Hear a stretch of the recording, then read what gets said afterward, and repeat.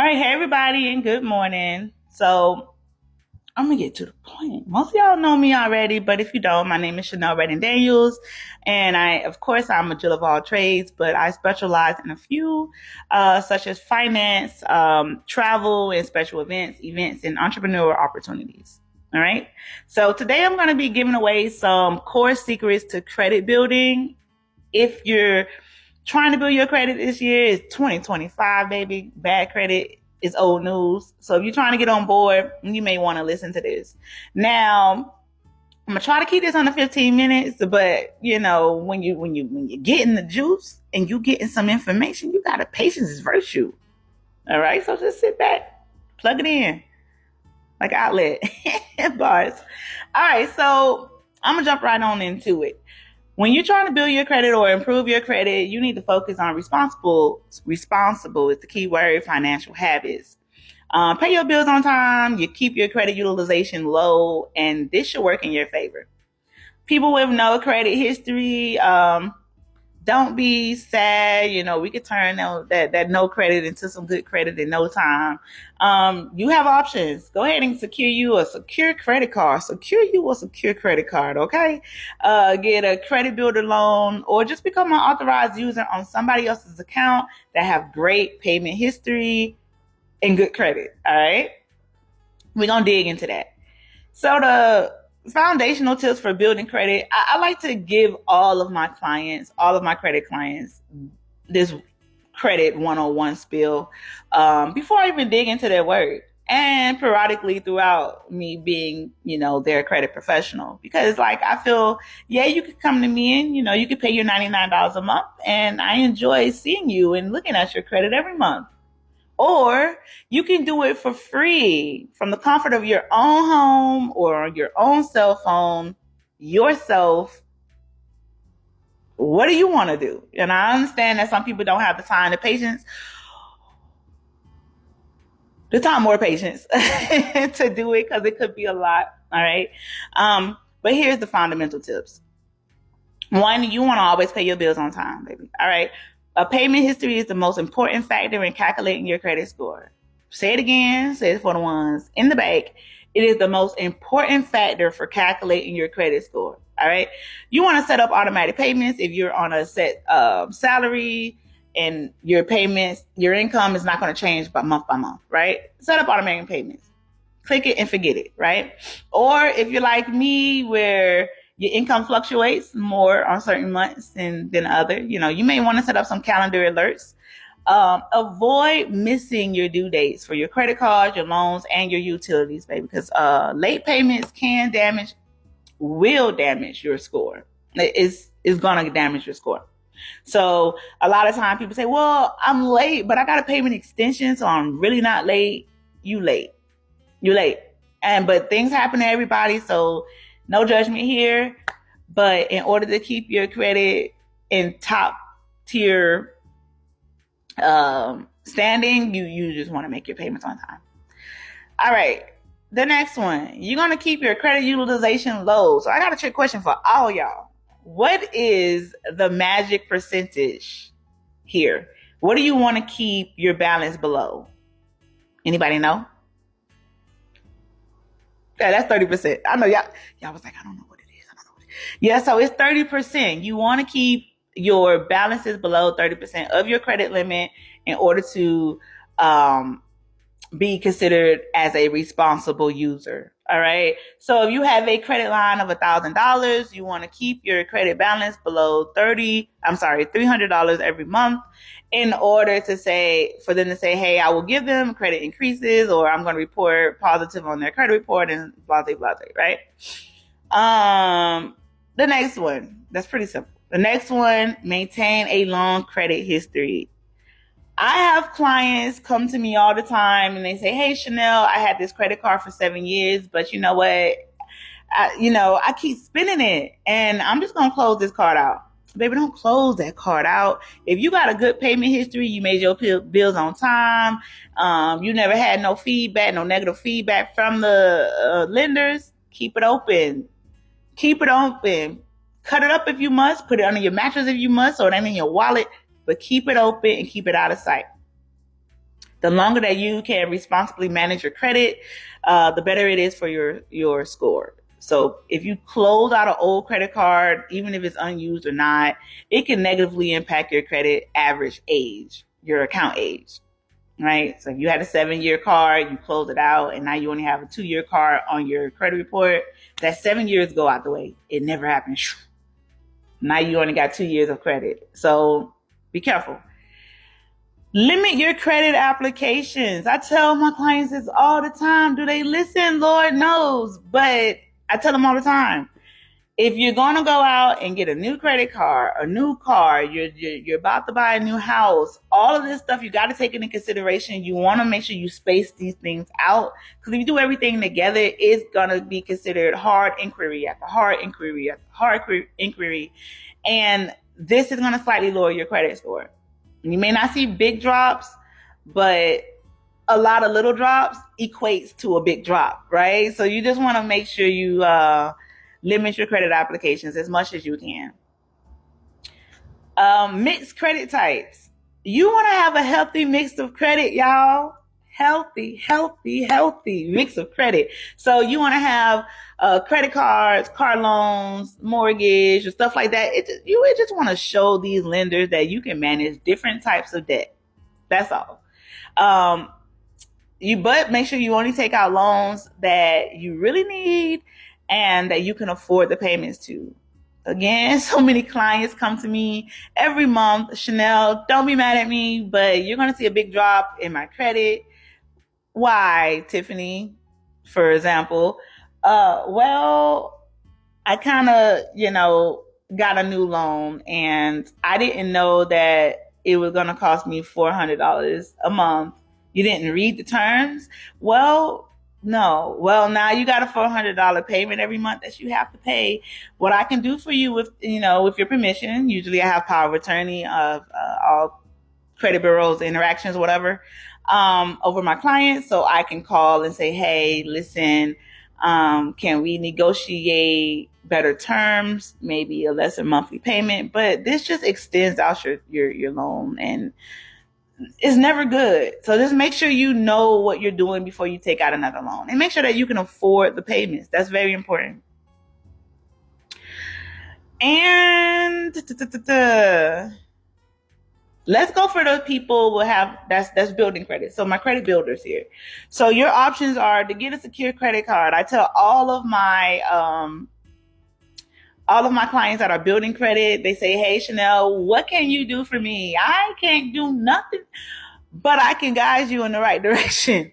Let's go ahead and look at these secure credit card options you got. You got Open Sky, you got a few others. What a secure credit card is, or what it does, is basically these lenders, they say, hey, you give me an amount that you can afford, whether it be $200, $500, $750. We're going to use this as a cash deposit, and then we're going to give this cash deposit back to you in the form of a line of credit. You use it as you please, but make sure you pay the balance off in full every month. That's important. Pay the balance off in full each month. All right. This is just a low risk way for the lenders to extend you credit, and it's the best option, actually. Number 2, become an authorized user. Take it from me. I got on my mom's credit. She had, like I said, I don't know if I said this before, but she had a very high limit and a very low balance, and she paid her bills on time, baby. That's why I said, Mama, let me get up on that. She let me get up on that. Okay. And what happens is the positive payment history is going to appear on your credit report too. And it just helps you boost your credit. It helps you build your credit. Is it fraudulent? I don't think so yet. They may make it fraudulent later on, but right now it's a good way to boost your credit. All right. Make sure this person has a history of on-time payments, because if they don't, their poor management will negatively affect you. If you know, you know. Take out a credit builder loan. I'm not a fan of credit builder loans because there's too much fine print to read through. An example of this, well, let me tell you what it is first. So credit builder loans, sometimes they're offered by credit unions or banks. They basically give you money to borrow and they put it into a saving account or a CD for you. And then you make the monthly payments on time every month. They report to the credit bureaus. And at the end of the term or the loan, you get your money back. This is how it's supposed to go. And if you get a loan like this, that is great. But a lot of times my clients come to me and they were bamboozled, like this kickoff loan thing. That is pretty good. Okay, it's good if you know which program that you're getting into. I think they have 2 programs, right? So the first program, it does exactly what I just mentioned. That's great. At the end of the loan, your payments have been reported to the credit bureaus on time. Your credit has gone up, and then you get your money back. However, I have had a client or two come to me, hey, Chanel, I paid everything I was supposed to pay off on kickoff or on another lender provider or whatever. And they say, hey, they extended me a credit at the end. They gave me back the money that I put in, but not as cash. They gave me back a credit that I could only spend with them, like kickoff, for example. They gave one of my clients back all the $2,500 that they put in, not cash. They put it on a credit card, a kickoff credit card that could only be used with kickoff providers like lenders and stuff like that. So like if kickoff had a store, they could use it at kickoff store. I don't want that shit. Give me back my money. So you got to make sure you know what you're doing. If you need Chanel to read the contracts for you, I will do that. It will cost a little because that is very time consuming, and you really want to have a good set of eyes when you're reading through these type of contracts. Again, you can do it for free or you can pay me. I know you don't need me, but you want me, right? This is what it is. Also, another way to build your credit is to not to take out a credit loan. We just went through that, but report your rent and utility payments. All right, say it again. For those in the back, you're going to report your rent and utility payments. These are not automatically reported every month. You have to really request this type of stuff. So if you're somebody like me that you pay your bills on time or you pay them early, this may benefit you. Services like Experian Boost or similar programs, they basically add your positive rent or utility, FB&L, water bill, utilities. They add, even Comcast sometimes, they add those as positive payments to your credit report, right? But if you think that you're going to miss a payment or that you're going to require a payment extension or that you're not as financially stable, then I would stay away from these boosts because they could negatively impact your credit if you fall behind on payments.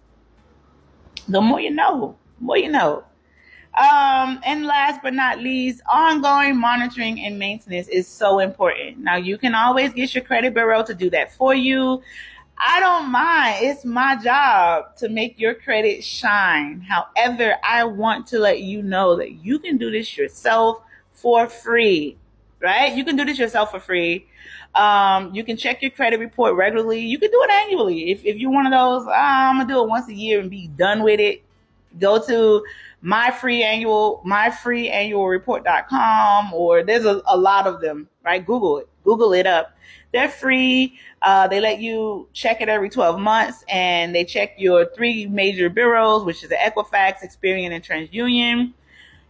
This actually helps you look at your report and skim through it to see if you spot any inaccuracies. If you do, then you come to me and we'll dispute them, or you can dispute them on your own. It is a lengthy process, and sometimes you have to submit over supporting documents and things that you may not have time to do.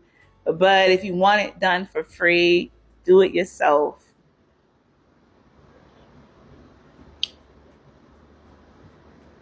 I'm just letting that simmer. Okay, and then the last thing, you want to make sure you request a credit limit increase. I save the best for last. Request a credit limit increase all the time. Do it.